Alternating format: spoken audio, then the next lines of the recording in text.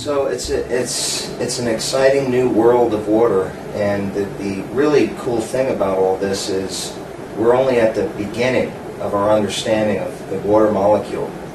And the water ionizer machines that we have today are in their absolute infancy, because now that there's so much excitement and interest and results being produced by these things, there's bigger and bigger scientific minds getting involved in the technology.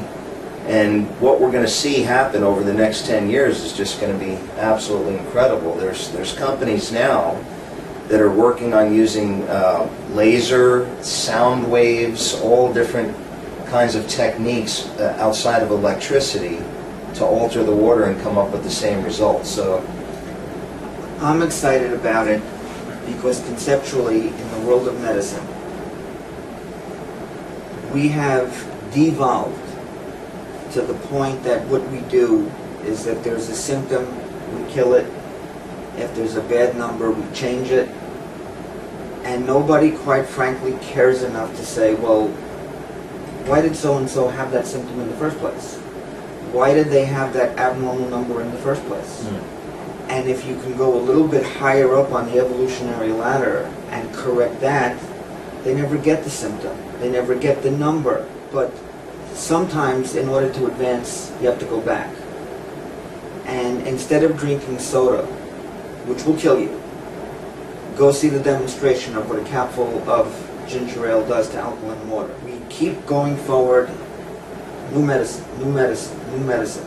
You know, I lost my virginity in medicine more than 25 years ago, talking to a woman who was probably in her 70s, to my recollection, and she had what a lot of people have: a little high blood pressure, a little diabetes, some early heart disease. And for whatever reason, at the end, I said to her, and I'm sure you are taking your medicines, aren't you? And she looked at me and she said, young man, at the time that was true, she said, young man, you do know that come the first of the month, I have to choose between food and medicine. Someone on Medicare with no other source of income, having to pay for all these medicines. And in the last 25 years, all we've tried to do is come up with the next great medicine to kill the next symptom, or to supposedly deal with a problem that very often doesn't work, has side effects, and is unaffordable. We're going to make a quantum leap forward by going back to the beginning. What are you drinking? Is that contributing to your health or to disease? There are no other choices. When something crosses your lips, it's either good for you or it's bad for you. End of story. So if you can, again, to use your term, foundational tool, to check what goes into your body is contributing towards health as opposed to disease, with potential ramifications on so many problems that are crippling our health system and crippling our quality of life, that is a quantum leap forward. Don't give me the next medicine. Stop the problem from happening in the first place. The water you drink is part of the answer to prevent those problems from happening. You know that 2,200 people a year take an aspirin for the first time and drop dead? I never heard that.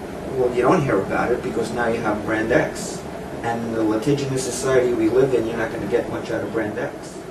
But the point is, I've never met anyone that took a glass of water and had anything bad happen to them, let alone anything fatal. I mean, that's not even on the radar screen. Right. This is water. But believe it or not, all waters are not created equal. In the glass of water, if you get up in the morning, you come downstairs, you take a glass of water straight from your machine, from your tap, which alkalinizes you, hydrates you, and gives you an antioxidant effect with no side effects and no additional cost. If there is a negative to that, I'll wait to hear it. And I'd like to point out to everybody too, it's not just about picking on the bottled water industry. As a matter of fact, most Americans don't really drink any water at all. They spend their day going between flavored teas, sodas, various types of artificially sweetened juices, of course, the beers, the wines, all these kind of drinks, and they don't drink it. They think the water in the beer or the water in the iced tea mix is sufficient, and they get their water that way. Not knowing who our audience is right now, if any parent watching this can banish soda from the house, effective immediately, you've done your kids a service that no drug on the planet can do. The sweeteners in it are neurotoxic, period. The chemicals in it are poison for you. The Japanese refer to soda as cancer in a can. The only thing worse than soda is diet soda. Again, there's you can't sit this battle out. You're the one that decides what crosses your lips. No one's got you handcuffed and is pouring soda down your throat or making you smoke 3 packs a day. You have to participate. So you're going to make a decision before that happens. Is what's crossing my lips good for me or bad for me? Banish soda from the house. You've done your kids a service that they will thank you for years to come. You'll also do yourself a great service too. Ditto for the bottled waters. Ditto for the sweetened juices. And we could go on, but I don't want to unnecessarily bore people to death. But these things are not neutral. They are either good for you or they're bad for you. There is nothing I know of, and let anyone feel free to enlighten me if I'm wrong. I learn something new every day. I hope to never stop learning.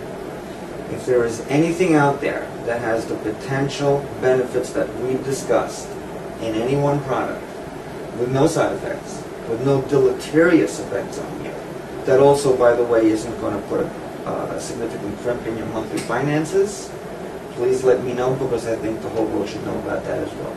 Yeah, absolutely. I put the same challenge out to everybody. Enlighten us if you find a liquid that actually has a better potential, to be a foundation of the health routine that you're already using.